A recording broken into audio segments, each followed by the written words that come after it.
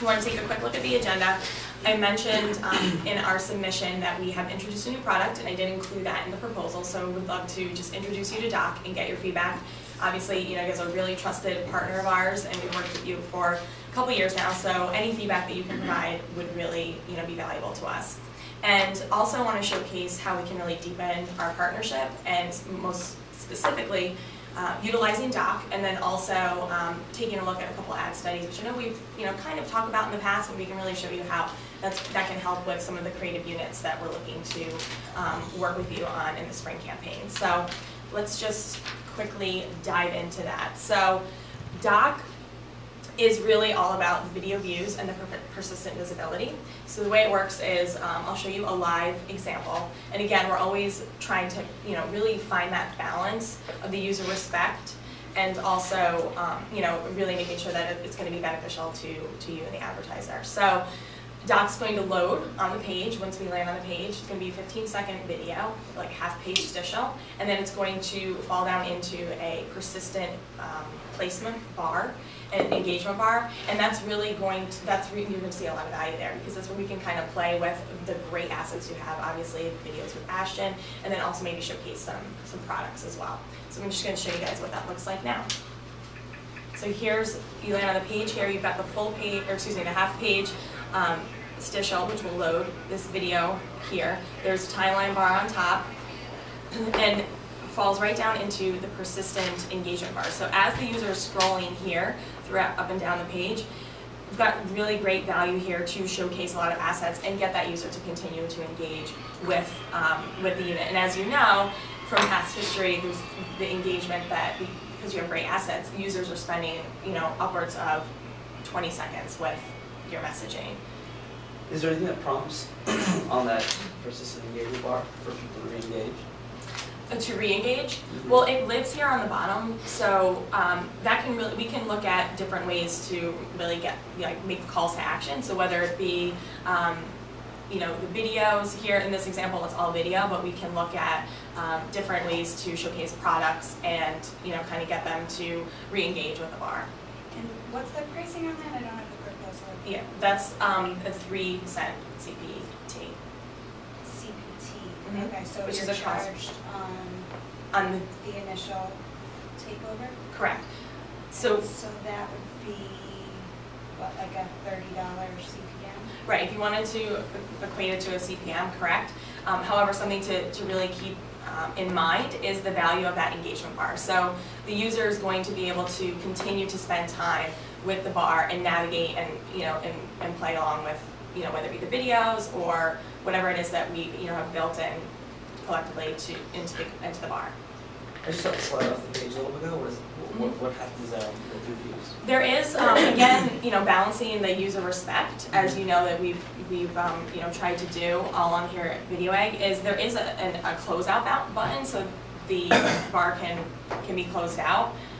But a couple of things just to keep in mind, and I can show you a little bit more information on this. But we've run some research recently, partnered with ComScore, and found that giving the user an option and giving them the ability to opt into an experience is going to actually give you a higher brand recall. So this is really striking that balance between the high reach of the of the view itself, and then the engagement bar, which is going to live on the bottom of the page.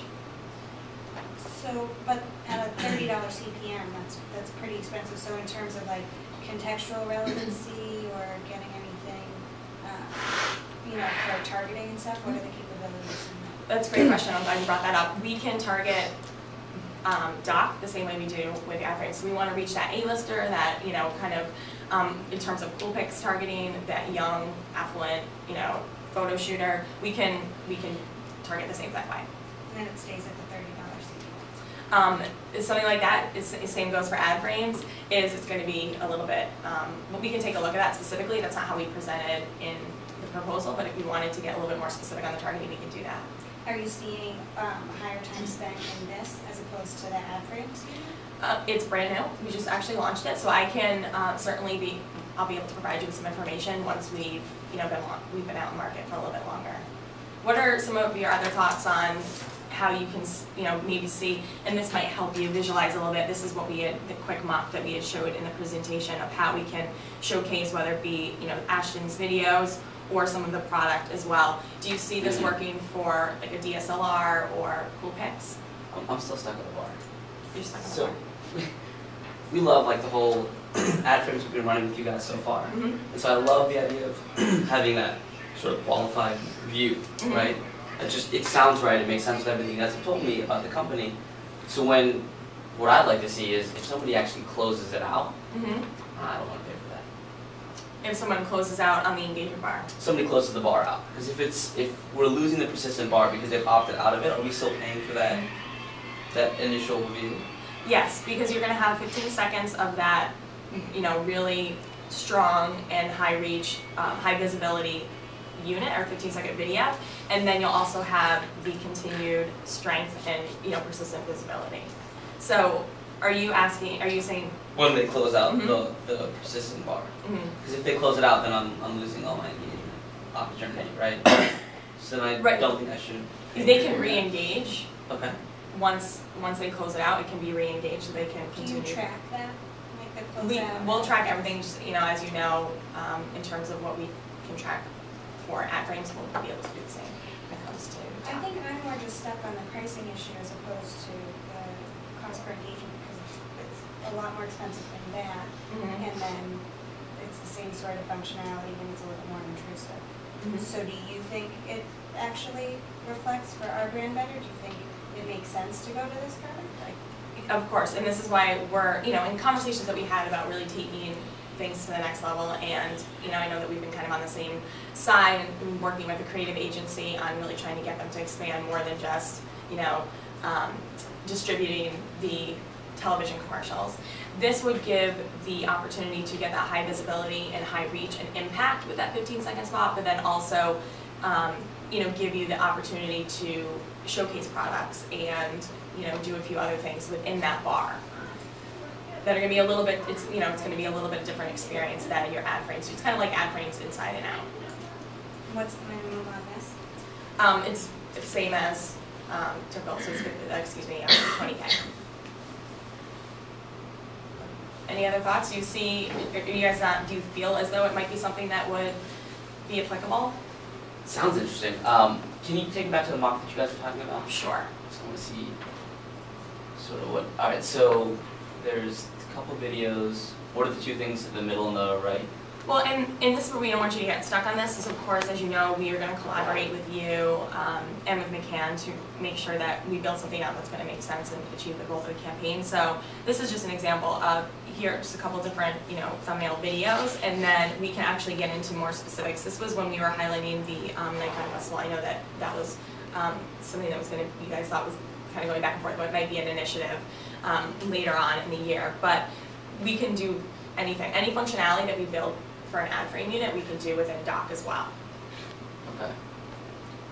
Is there something that you see that you would, kind of right off the bat, that maybe you would have doc configured in a specific way in terms of the persistent bar on the bottom? I kind of. Ashton loves to tweet, so maybe we could get him like tweeting. That's actually a really good idea. Right. Mm-hmm.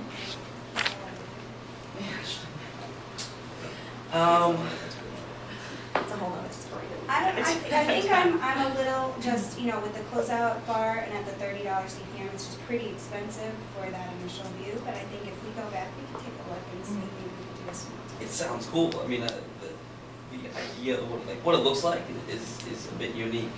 Have you seen it? You haven't seen anything like it? And there's this thing on Ad Age. Have you seen that? There's something like just like it on Ad Age that like pops up at the bottom of the screen. Yeah. Is that you guys? No. It's not that. I don't know what you're talking about. I've got messages. Yeah. Does it just live on the bottom? Is it Yeah, just it's like a twig, Yeah, or a it's twig like unit? Yeah, it's not the twig unit, but it's got like interactive functionality. You can like IM from within the unit, and like there's like a Facebook call out and stuff. I haven't seen that. We need you in another meeting in 1 minute. Okay, cool. Well, that's great. I'm glad that you showed us that. Okay. Hi, William Williams. Yeah. It's very nice to see you I again. know. Yeah, next time It's we'll good get to see mani you. pedis. Yeah.